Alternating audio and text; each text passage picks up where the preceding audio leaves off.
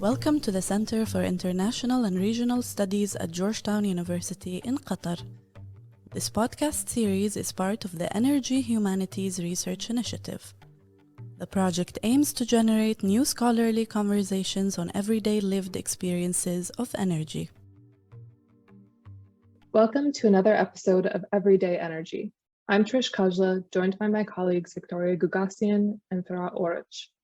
This episode is the final in our inaugural cluster exploring major problems and new research in the study of lived experiences of energy. You can find all of the cluster episodes, along with related resources for teaching and further reading, on our website. In the earlier episodes, we've spoken with a wide array of scholars from different disciplines, working on areas across the world, from Venezuela, Indonesia, Mexico, Qatar, and many places in between. In this episode, we'll be looking at how different disciplines interact with texts and sources differently in looking for and interpreting lived experiences of energy, and where there are convergences or divergences that might be productive to explore. So to get us started, we've each brought a source or a text that we use in our own work to put into conversation with each other. Firat, do you want to start us off? Sure. Thanks, Trish. The theme of our Energy Humanities initiatives has been intellectually very productive indeed. Since we started working on it, I have been more and more convinced that the question of representation remains a key venue of inquiry in lived experiences of energy. I'm thinking of an insightful point that Jennifer Wenzel made during our inaugural webinar. In the fossil fuel cultural imaginary, she said, oil is at once everywhere and nowhere, indispensable, yet largely unapprehended, not so much invisible as unseen. Wenzel uses the term oil inventory to encompass the presence of oil in our lives. But as Wenzel via Matthew Huber reminds us, the oil inventory was actually a corporate invention. Particularly after World War II, we witnessed the emergence of a visual narrative solution to the representation question. That's the petrofilm, right?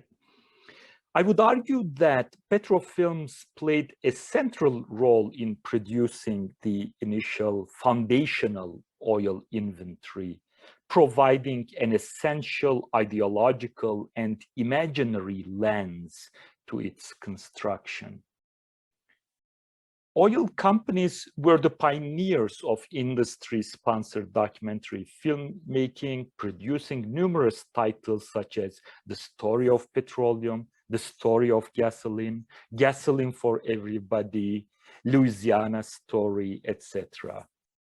Interesting to note that these early petrofilms, Robert Flaherty's famous Louisiana Story, for instance, often relied on humanistic sensibilities in order to show how oil brings positive changes to the lives of poor rural individuals. And oil companies were certainly invested in associating their image with a romantic vision of discovery and creation of new energy resources for the masses. Petrofilms lured their audience to a hydrocarbon utopia of modernity, where fossil energy performed its magic of erecting a whole new life world out of nothing, right?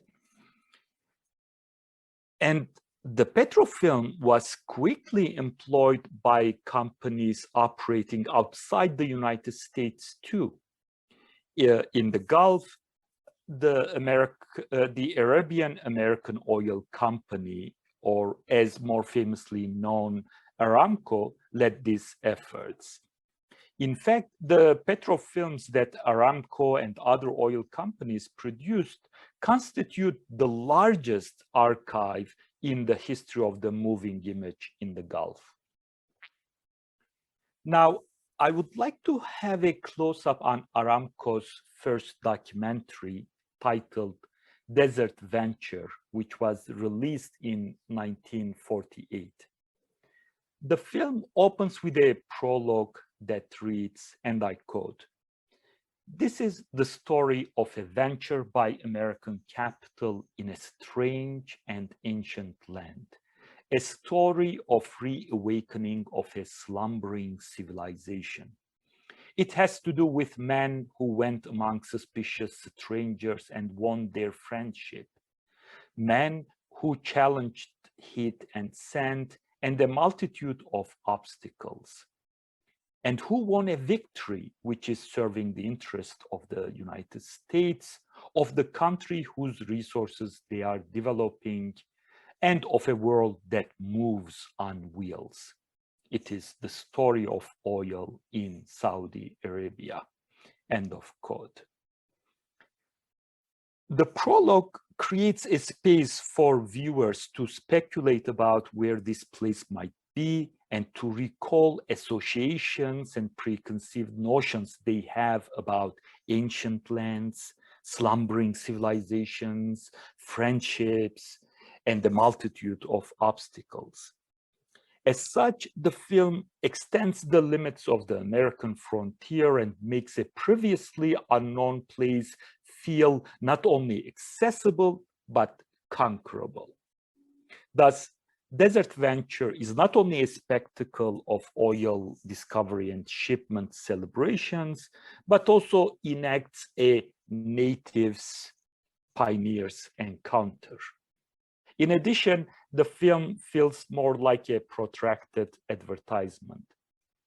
By appealing to an entrepreneurial American spirit, it sells oil, the promise of adventure and wealth to women and men, blue-collar workers, and the managerial elite alike. The prologue, like advertisements, appeals to their desire for experiences and commodities that help them actualize their authentic and fulfilled selves. In order for the viewers to locate themselves within the unfamiliar terrain of this new frontier, the film simultaneously populates and primitivizes Arabia, simultaneously made barren and imbued with economic potential. What constrains its development is the fact that it is defined by the harsh conditions of the desert. Yet, when the camera finally focuses on another depopulated desert scene, the narrator cautions, and I quote, "None knew that this desert, barren of natural resources to the outward eye, had been blessed by nature beyond the wildest dreams of those who raided and struggled for life across its sandy, windswept wastes." End of quote.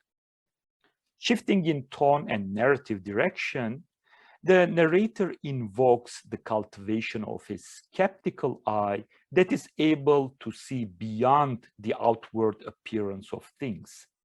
In this instance, the caution against surface readings hints at the idea that something is hiding beneath the surface.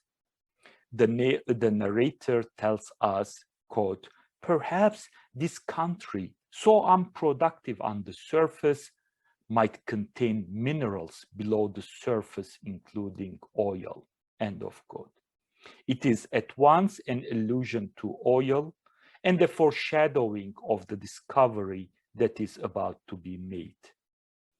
In sum, Desert Venture universalizes the dream, fantasy, and promise of oil, making it an unexpected possibility that is accessible to both the American worker and the Saudi Arabian pastoralist. The dream finds its grounding in a narrative of a renaissance, a rebirth, spearheaded by the American Oil Company and the King of Arabia. The utopian impulse is worth considering. The discovery of oil is presented at once as an extraordinary, singular, unrepeatable, epochal event outside the taken for granted, ordinary, everyday human realm. But oil also promises an everyday life in its most ideal form, a solution to what the film calls, quote, the problem of making life more livable, end of quote. Indeed, the second half of the documentary, aptly called The Story of People, is a long utopian visual text about the life in the oil colony.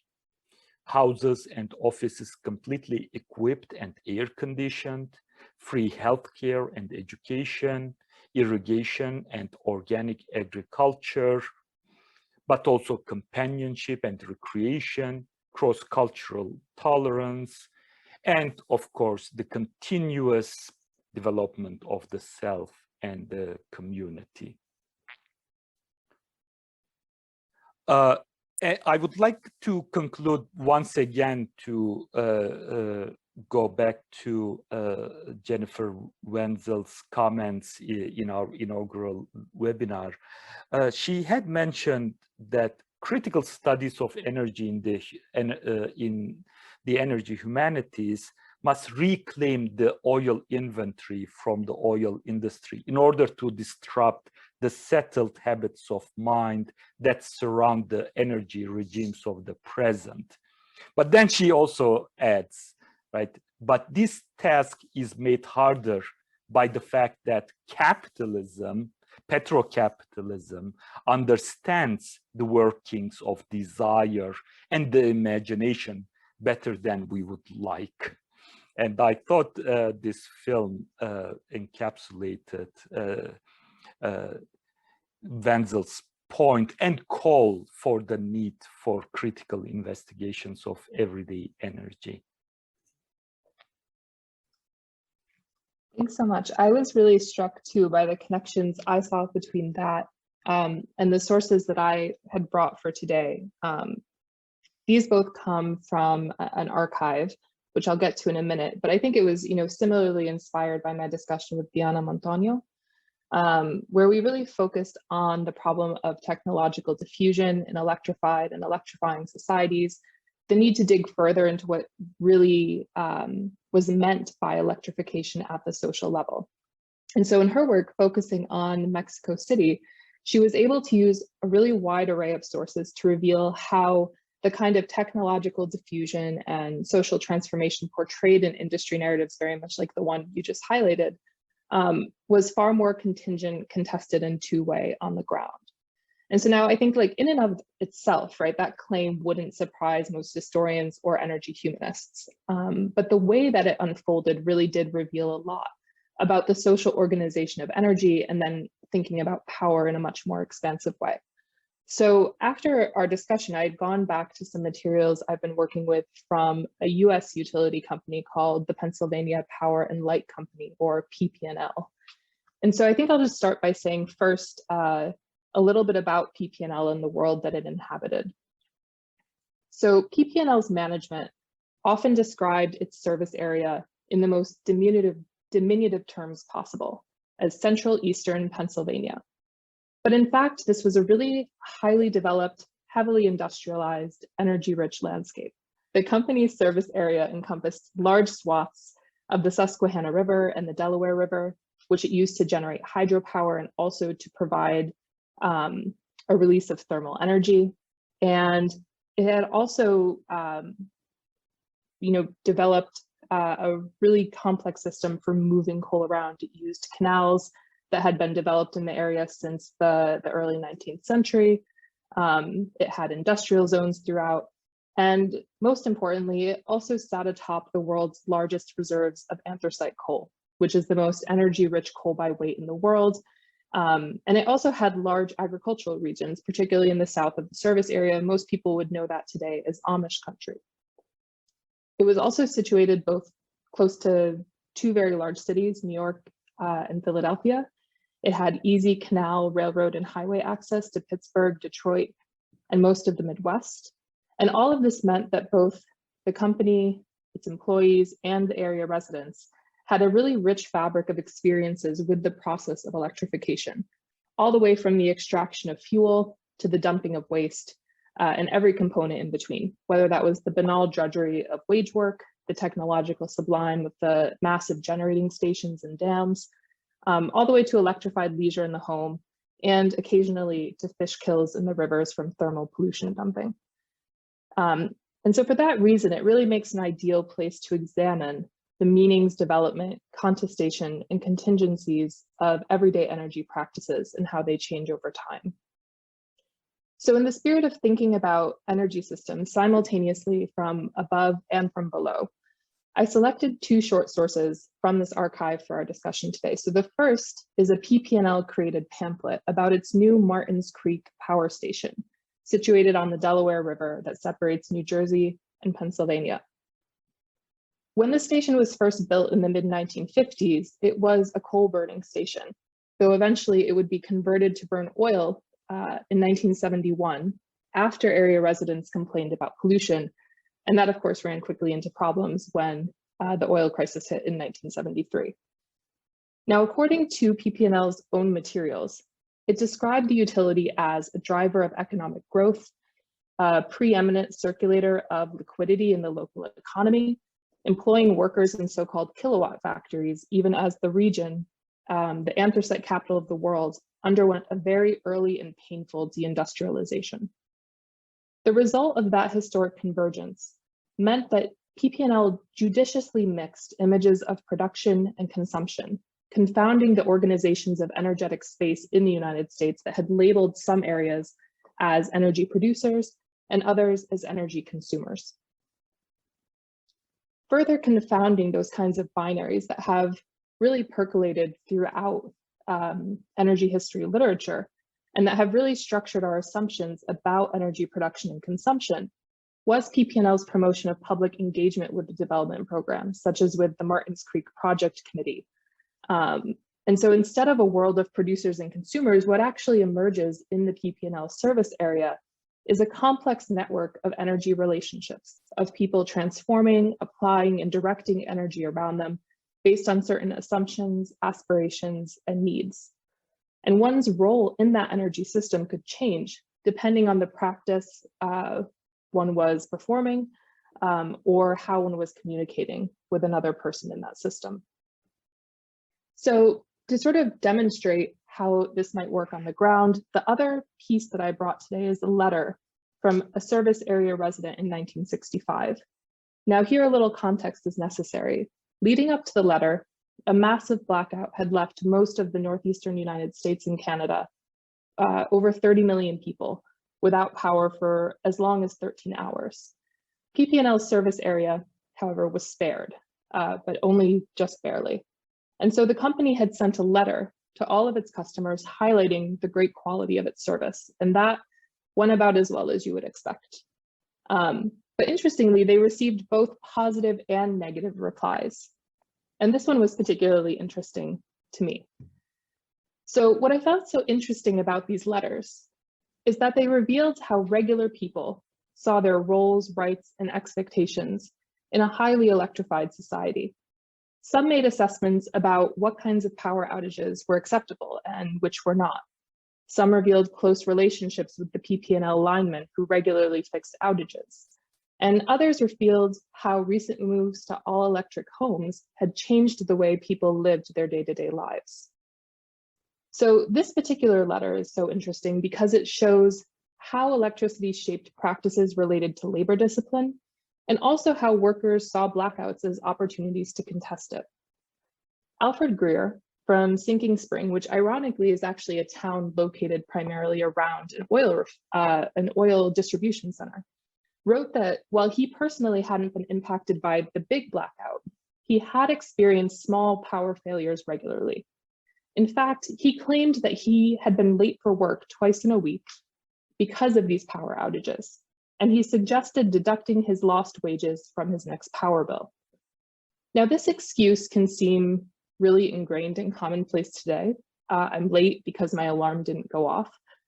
But it was also a strategy that had become more plausible when Greer wrote, because this was a moment when increasing numbers of people had electric alarm clocks, where small disruptions in service were still commonplace. And now, is it plausible that his power went out twice in a week? Perhaps. I find it equally plausible, however, that Greer was drawing on this everyday experience of these minor power outages, which everyone immediately recognized as both plausible and as a part of their day-to-day existence, to explain a much older phenomenon, which was oversleeping for work. Now, these experiences were not unique to Greer, but would emerge throughout these kinds of letters, that most people were indeed accustomed to, prepared for, and had even incorporated into their lives these small disruptions in power, small enough to notice without being big enough to cause major disruptions. Another of these letters, for example, came from an older woman who could recall many specific power outages, but who had also wrote warmly of her visits with the local PP&L power representative. And so for her, fixing the power in her small town became a form of sociality that she found to be very important to her. And that was a really different story than the narrative of progress that PP&L had often told about itself. And so with those two sort of more historical sources, we'll go ahead and now shift over to Vicky. Thanks, Trish. And thanks to both of you for introducing me to this really fascinating set of primary texts. I'm going to talk about something a little bit different, a work of speculative fiction. But I think what will become clear, hopefully we'll be able to make clear for our listeners in our discussion, is that there are really a lot of interesting through lines between all three of these texts.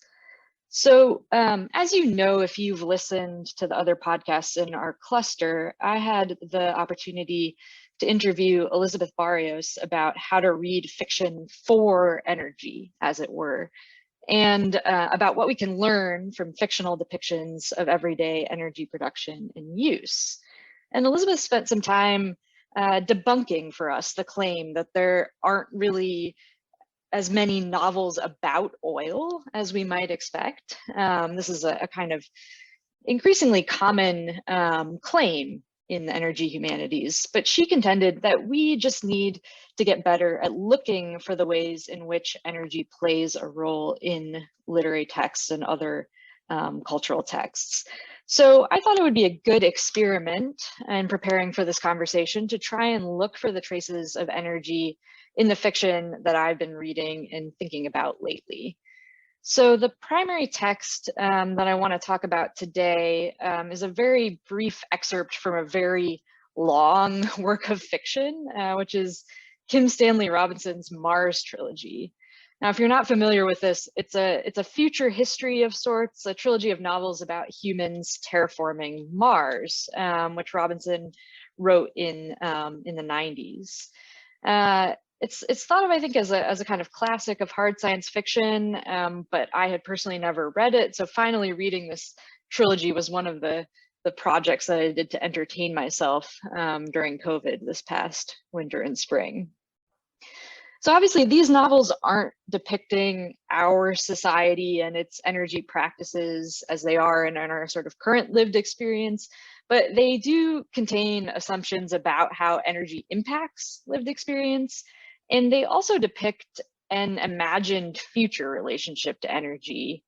And because Robinson is something of a utopian thinker, I would say, they also offer a kind of hopeful wish about that energy future that we can analyze and evaluate as we read them. And I should say one other thing about lived experience, the theme of our podcast, as it's depicted in these novels. So Robinson, as you would know if you're familiar with his work, doesn't really have a reputation for his depiction of everyday lived experience. In fact, what he's actually, I would say, known for is his ability to zoom out to sort of large-scale societal, planetary structures and systems. But the Mars trilogy also frequently falls into what I would describe as this mode of wistful utopian fantasy.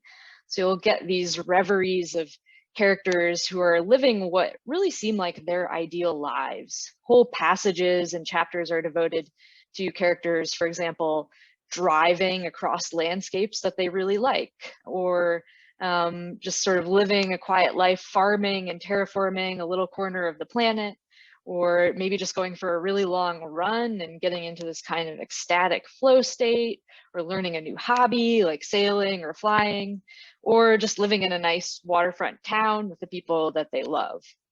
So to a certain extent, these are novels that at times are really about the pleasures of a certain kind of post-capitalist, post-work, and also importantly, post-fossil fuel, for the most part, life world. One question that I think we could try to answer using these novels, or one question that we could ask of these novels is, what kind of a relationship to energy do we need for human civilizations to survive and for individuals to thrive? But the fantasies of the good life that we get from these novels are clearly underwritten by the premise of energy abundance.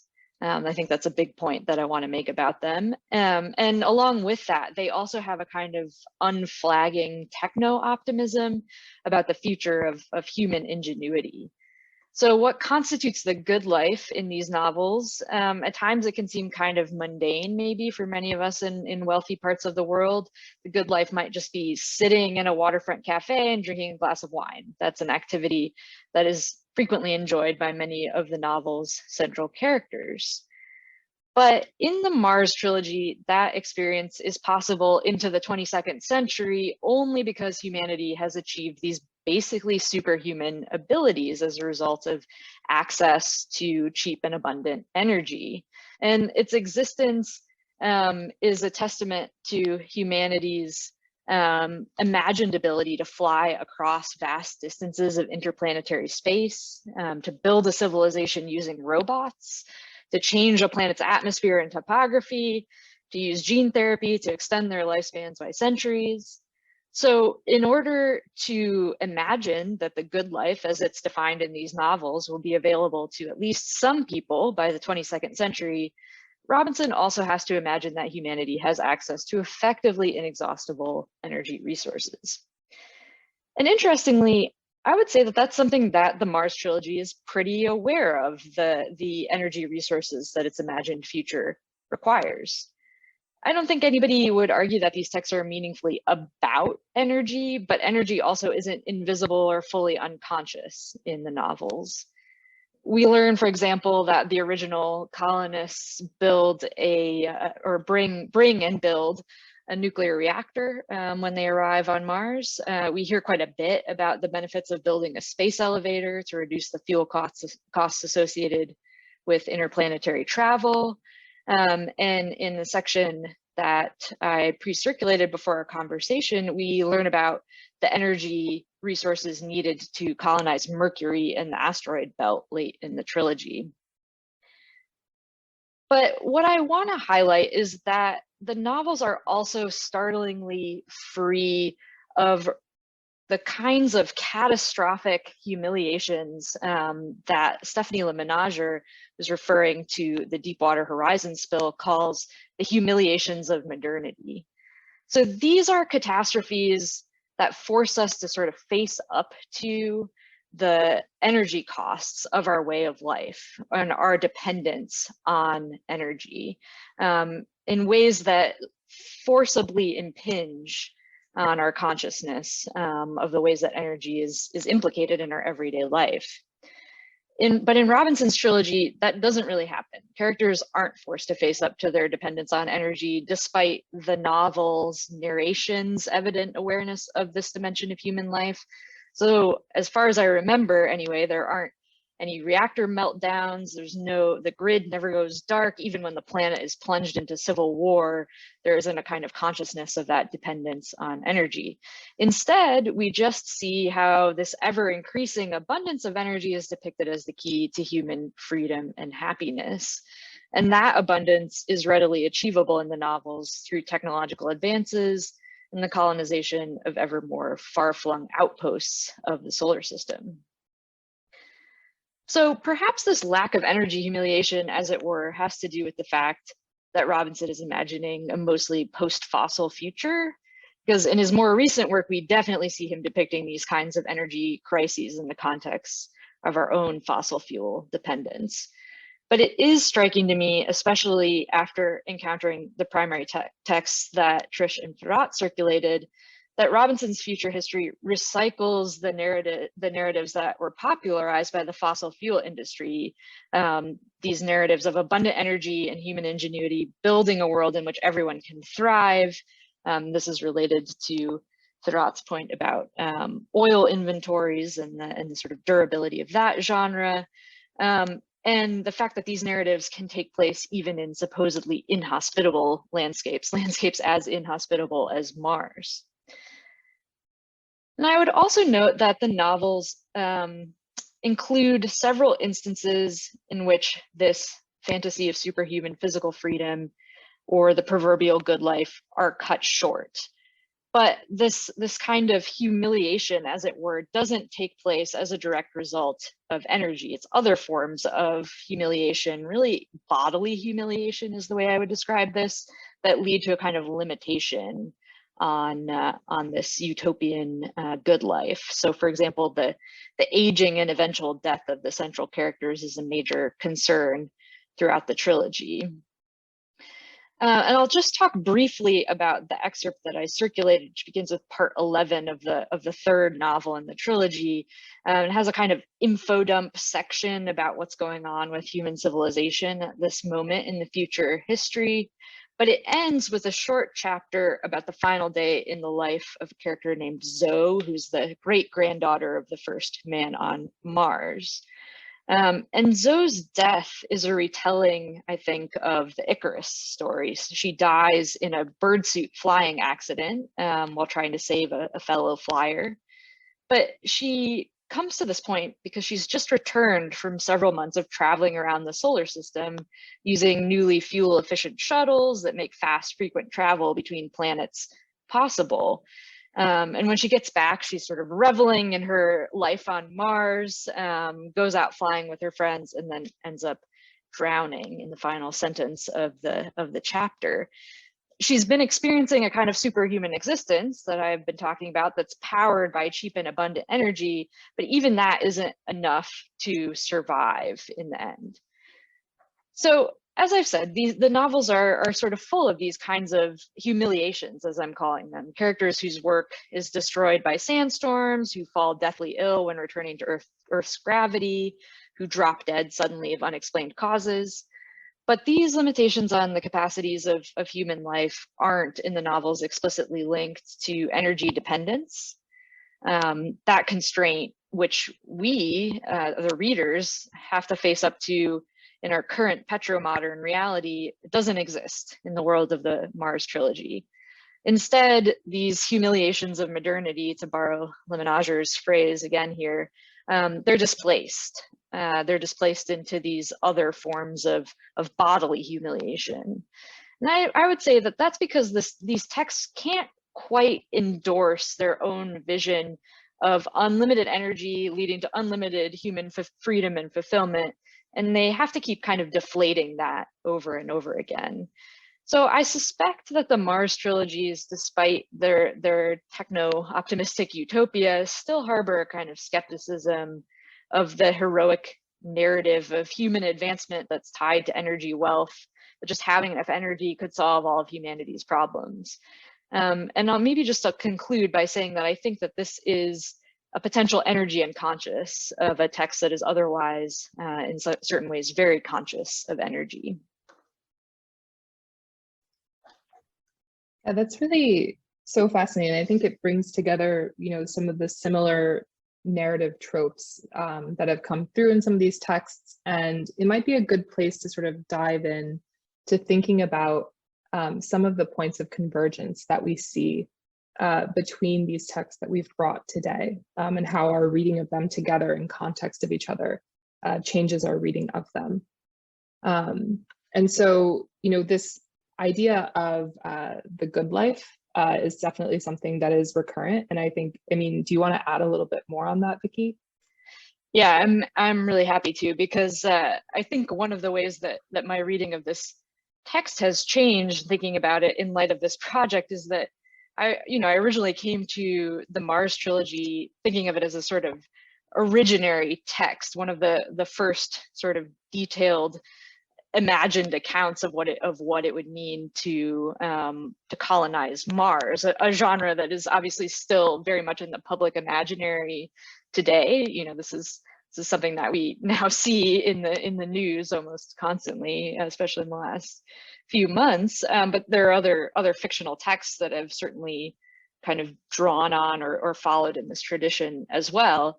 But I think reading it in light of the primary text that you both circulated, it's also interesting that it is in a kind of tradition, and it's in the tradition of this kind of energy.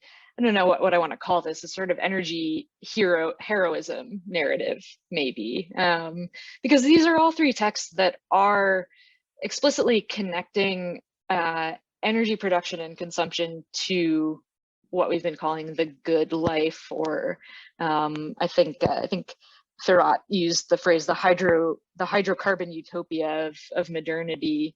So I think that's maybe a good way to describe it as well. And even though it's a kind of different version of the good life in all three texts, in the Robinson novels, it's communal and egalitarian and co-op based. In the PP&L pamphlet, it's the kind of elevation of the middle class, and in the Aramco film, it's the westernization of the Arabian Peninsula. But these are all visions of the good life that are connected to this heroic narrative of people who go out and use the superhuman ability that energy access has given them to transform entire landscapes, to build infrastructures, to create the conditions of possibility for that good life. So my understanding of these novels has changed a little bit, because I now see them as really fitting into that sort of pre-existing energy heroism tradition. For me, especially in light of the research initiative that we launched and the primary text interpretations that we just had, the question that I found myself that I should pay more attention to is how to, as a scholar, as a humanist, how to sort of save yourself from the lure of these narratives of progress, good life. And in film, in the Petrov films, they are so much directed by the voiceover narrator, right? And I have to make this confession that up until the new lens of, and I will quote this phrase that Vicky just used, getting better at looking. I think this is the meaning of attention to lived experiences, right? And so now what I am doing is to go back and look at all these films without the voiceover, without the direction of the master narrative, right? And then I would say then the interpretive exercise begins to change. I don't think I conveyed it much in the interpretation that I shared with you. But there are moments in which all sorts of inequalities reveal themselves. Of course, the voiceover narrator doesn't let you, pay attention to it. But all of a sudden, the voiceover narrator will say, "Oh, by the way, now the the Arab workers are no longer going to live in this really dilapidated housing. We are going to offer them new houses," right? And I thought this, among other examples, is the attention or this notion of getting better at looking could be quite useful in terms of how to unthink beyond the directed narrative of good life and progress.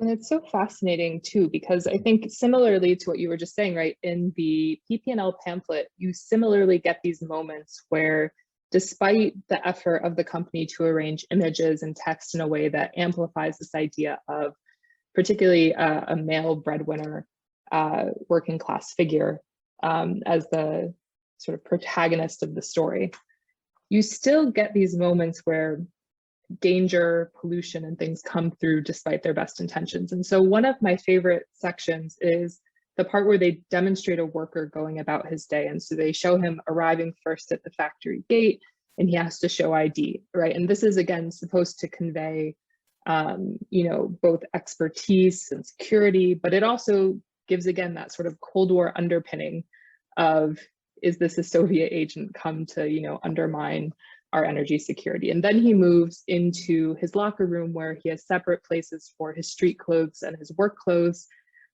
which again is sort of put forward as being this way of, keeping distinct his consumer and producer identity. He then goes on, and there's a doctor who is sort of, and it's actually mentioned here that this is only a demonstration, but there's, again, this sort of implication of the danger of electricity, which is this thing that he's supposed to be at work producing, and yet which nobody can touch, and which it's hard to sort of make seem real to the people they're selling it to. And then finally, he has this very clean shower room. He's obviously portrayed, even though he works in the coal yard, he is portrayed very clean going into his shower. And that there's also a washing machine on site, so he doesn't have to take his dirty work clothes home. And his wife is spared the work of having to launder his work clothes every day. And so even in this narrative that's meant to portray this highly modernized, highly technologically sophisticated workplace, we still get a sense of just the daily forms of danger, of pollution, of dirtiness, and of uncertainty that are really sort of percolating through the energy system of this field. And so I think, simultaneously, the good life in some way, when we're thinking about it in the context, particularly of modernity, right, always has this implied dark underbelly that is always just peeking through a little bit. And I think that comes back to that point you had raised about humiliation. And maybe that's another place we can begin to explore some convergences between these documents. Yeah, before we do that, I just sort of want to flag maybe a kind of methodological takeaway from all of your comments, which is just that it seems like one justification for our interest in this project on everyday life and lived experience is that it's a site for these kinds of suspicious readings of the sort of master narrative that we're getting at various levels in these primary texts, because all three texts are kind of multi-layered in that sense that the Aramco film has the voiceover, but it also has this imagery that one can bring a little bit of suspicion to and read against the grain of the voiceover, or the PP&L pamphlet gives us the master narrative, but then we also, Trisha's also given us the letter from a dismayed, frustrated consumer that lets us read against the grain a little bit. And in the case of the Robinson novel, it really is sort of told in these two voices, a kind of voiceover future history mode and a more traditional novelistic mode that can be sort of read against each other. And in each case, it seems like the access to the everyday lived experience is what allows one to be kind of suspicious or skeptical of the utopian good life narrative that we're being given about the the value of energy abundance. I think there's actually something that might be worth pausing on here before you go dig further into the question about humiliation, and that's about audience, right? So I think one of the really important things, both for the Aramco film as well as the PPNL pamphlet, right, is that they're directed at particular audiences. I'd be really interested to hear specifically how you would think about that for the novel. I'm not quite sure how the best way to think about that is. But I was wondering, maybe can you both say a little bit more about the intended audience for your source and how that sort of shapes how we should encounter and read it?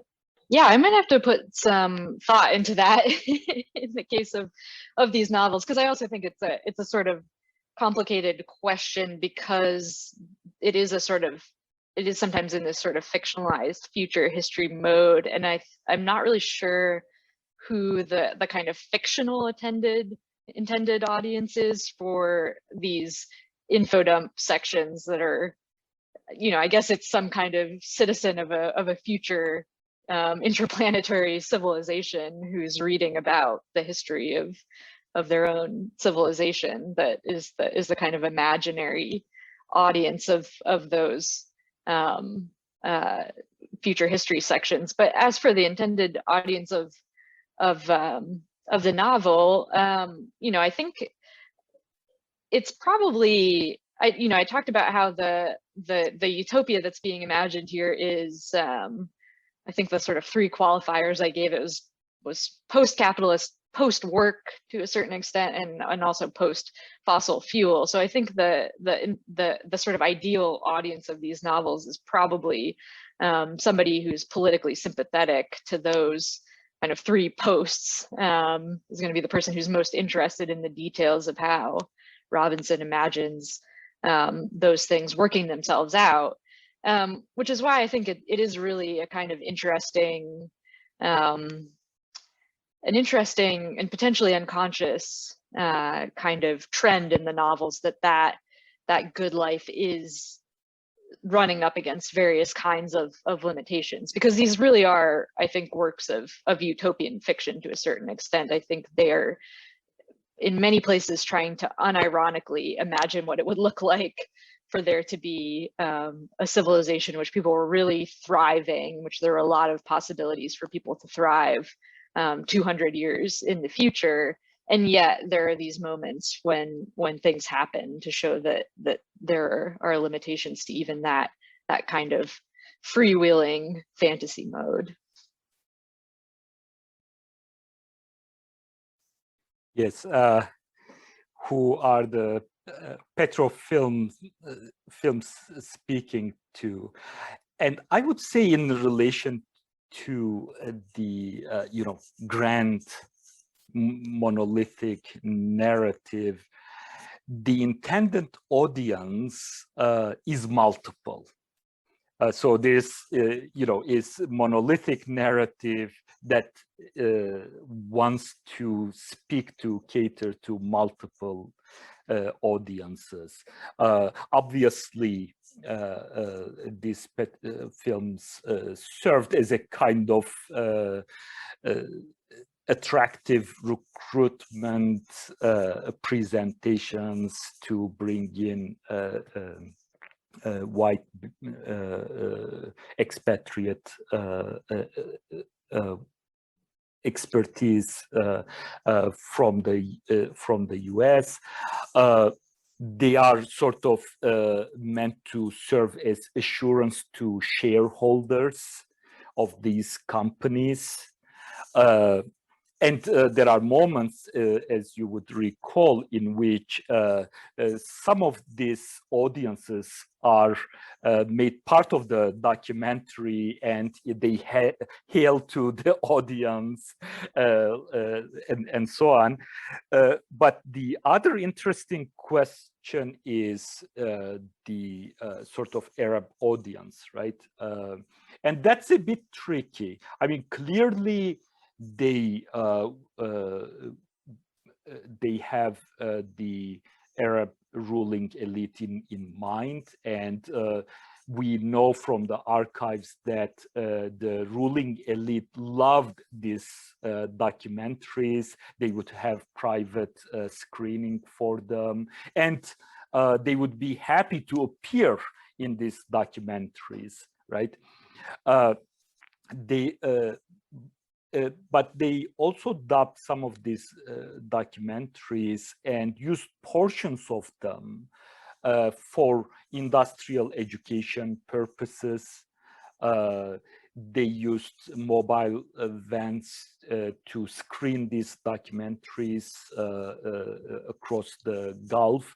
And they were basically sort of the first local productions that the age of television in the 50s made quite use of. Actually, in the Gulf, the first television was also brought by Aramco. So they would make use of these documentaries to now, to reach a mass audience. Yeah, it's so interesting as well, because I think it can sometimes be so easy to get caught up in what the thing says rather than someone once told me, like, really pay attention to the fact of the thing, that the thing exists in and of itself. But it can be very useful to pay attention to the fact of the thing itself alongside what the thing is telling us. And so I think just sort of maybe as our last point of convergence, because this is a really rich conversation, is to come back to this point about humiliations. And as I've been thinking on this, I was really struck by the way that in some ways we've sort of separated out, the energy humiliations and bodily humiliations. And it calls to mind Kara Daggett's work, right? Thinking about sort of how energy as a category gets defined and how, maybe that's both worked with and against particular bodily forms of work and movement and being over time. But I think, maybe we want to come back to Vicky's point about humiliation and try and explore that a little bit more. Yeah, I can just maybe just try to define the term for us here a little more clearly than I did in my initial comments. So I've been honestly thinking about this since last fall when I was teaching Lemonager's Petromelancholia in my intro to environmental humanities class. And she uses that phrase, humiliations of modernity, to really flag these moments when all of the experiences that we sort of take for granted as a part of our modern existence are revealed to be not these sort of amazing freedoms that we have, but actually forms of dependence on this kind of fragile and catastrophe prone energy system. And again, she's thinking on specifically the BP oil spill in the Gulf of Mexico. So I just think that idea, that sort of feeling of humiliation, I was kind of wondering if that is a sort of affect that's integral to the everyday experience of energy. How often do we manage to kind of repress that sense of humiliation? When does it sort of come to the surface? And so the Robinson novels are particularly interesting for this because they're quite successful, I think, in some ways at repressing the connection between that feeling of humiliation and this sort of basic dependence on energy, and it's instead sort of resurfacing in these other ways, in these other moments of bodily humiliation. Or I think in the excerpt that I circulated, the text uses the phrase "the ballast of the body," which I think is a very evocative way of talking about the fact that in some ways our embodied material existence, no matter how much energy you throw at it, we're not gonna sort of transcend that ballast of the body. And again, I think anybody who's interested in Robinson's work might also want to take a look at his more recent fictions, where a lot of this stuff is linked much more explicitly to our energy dependence. His novel Ministry for the Future, another future history that just came out this past year, actually opens with this catastrophic heat wave, where we see a Western aid worker who's sort of used to being able to escape the worst effects of heats, who instead has to endure this traumatic experience of surviving this heat wave after the sort of energy infrastructure collapses, and there's no real escape from that. In that sense, I think humiliation is actually too light a word for it, but it seems to be a kind of similar kind of experience of realizing that the embodied freedoms you take for granted, the things that seem most basic to your material existence, might be kind of dependent on access to certain kinds of energy resources. I thought the reading, as I was reading Trish's interpretation of PPL's documents, I thought there was an interesting sort of outcome or manifestation of the humiliations of the energy system. And there, rather than, a kind of melancholia, it emerges as a form of resentment, right? Enough interruptions, enough outages,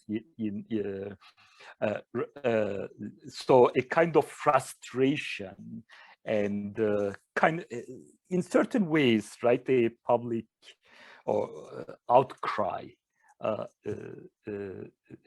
and sort of, in other words, a recognition that energetic life is not as sort of utopian, is not a full cure kind of situation, right? And there was, in other words, I felt a kind of militant, almost sensibility, almost like a sabotage logic that one could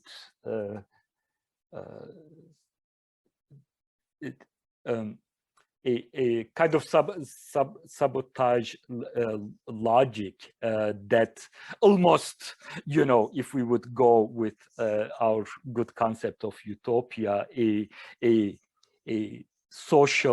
more social revolution invoking resentments.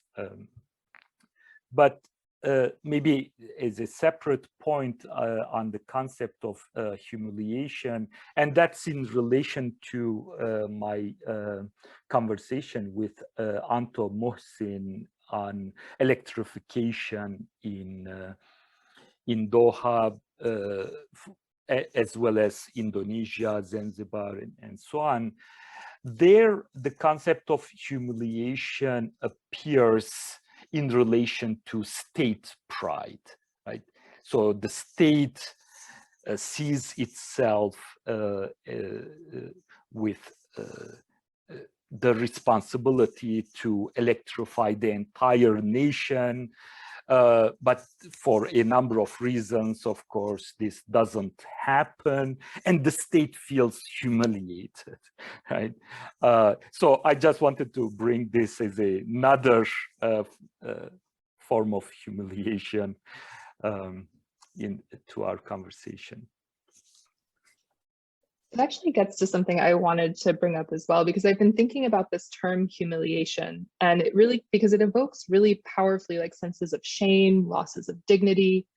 And so it has to me like a different valence than, for example, a similar concept in Gosha's work about like recognition as recognition, right? Of suddenly recognizing one's place within a system that seems a little bit less value laden than humiliation does. or even not having the same character of resentment, right, where you sort of get this sort of back and forth anger. And so I've been really thinking about, you know, when we've been talking about the tropes of the good life, the sort of dark underbelly, which are sort of two things that we really recognize as lived experience being a hinge between those two things. But there's also an element of like, to what extent do ordinary people always buy into these narratives? And how does their particular location within an energy system shape to what extent one can feel humiliated by a particular act versus another? So for example, right, the failure of an electric alarm clock, right, can cause this sort of humiliation and resentment of not having met up to the standards of being a good worker, right, of potentially being sort of pushed out from particular benefits at work, being passed over for, you know, a better work assignment or any of these number of things, right? But at the same time, the humiliation in that letter really does seem to revolve around work necessarily, rather than the energy in itself, where we see more of a resentment. But you can imagine that were they at a different position within that same energy system, right, that those might actually be reversed, they might be totally different. And so lived experience might be a way for us to think about, you know, the way that humiliation is variegated across a particular set of energy relationships. But I just am, I'm gonna have to sit with that and really think, because again, it's about to have shame over a particular violation or transgression, right? That means there has to be a certain acceptance of the narrative that one has violated, the sort of, and I think, you know, Diana's work really emphasized that, particularly in the case of electrification, right, that it wasn't a determined outcome, that people didn't always encounter it as this utopian thing that was going to make their lives better, that they made meaning of it by encountering it and by contesting what the state told them, what the electric company told them it was going to be. And so I think maybe that's one of the ways lived experience can help us really just continue to disaggregate that idea of whether it's humiliations, recognitions, or resentments. Yeah, I think that's a great point, that in order to be humiliated in the sense that we've been talking about, you have to have actually bought into that, the way that that energy narrative is trying to create a certain sense of self in you, because the humiliation is coming from that sense of self, whether that sense of self is about being a good worker, whether it's about having certain kinds of physical freedoms, the ability to travel where you want, or to have access to electricity, whatever it might be. You have to have really sort of taken that into your sense of self to experience it as a humiliation when that energy system fails. And that really calls, I think, into some of the other themes that we've seen continue to recur throughout our conversation, right, which are about ideas about representation and about scale. So the scale at which stories are told, at which energy is experienced, and how we encounter systems, you know, who is representing them and why, and how do those representations unfold. And so maybe we can just sort of begin to wrap our conversation up by thinking about how the way we've been thinking about and with those categories has changed as we've gone through the process of this cluster. I would say, and in light of our the conversation that we had now, I think lived experiences of energy ultimately takes us to affects of energy. It seems that we will need to do some work on some kind of affective theory of energy. What is affective about energy, right? The sensory conditions of energy. And I think in a way it also ties with the whole, in certain ways, affect related to sense of temporality. So we have, you know, all these questions probably that we need to tackle in our second round. But yeah, affects of energy seem to be quite relevant as a conceptual framework to understand and further inquiry into the lived experiences of energy. What do you think? Yeah, I 100% agree. I think that that affects of energy would be really interesting and very relevant to our theme. Maybe I'll highlight my own personal interest in narrative, just as an opportunity to reiterate some of the things that we've come to in this conversation. And in particular, I think I'm struck by the competing narratives of energy that take place in the kind of voiceover heroic narrative of going out and taming an unforgiving landscape and building the conditions for the good life. We have that narrative on one side that's coming from particular sources, and then on the other side we have the kind of story of resentment or frustration or humiliation that is the sort of grassroots or everyday energy narrative. So the opportunity to kind of read those two narratives against one another and to also see how they're kind of interacting with one another seems like another direction that I'd like to explore. Yeah, I've been really interested also, and I think they're very closely linked. They might just be, this might get back to our thinking about the sort of interdisciplinary approaches, right? I think this might be two disciplinary ways of looking at a similar problem, which is to think about, very similar to the way that, a state is something that one can never encounter whole, right? An empire is something that one can never encounter whole. Similarly, we never encounter an energy system whole. So how do we come to know what those are, to understand what they mean, to understand the kind of power and place we have within them?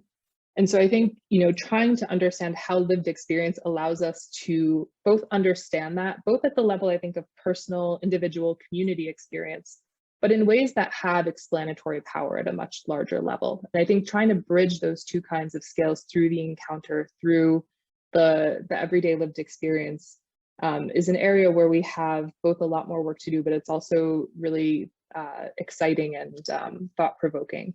And I think reading these different texts together, I think both encourages us to look at new points in our own work about like what counts, what matters, and thinking about how, when you choose a different entry point, things start to look really different.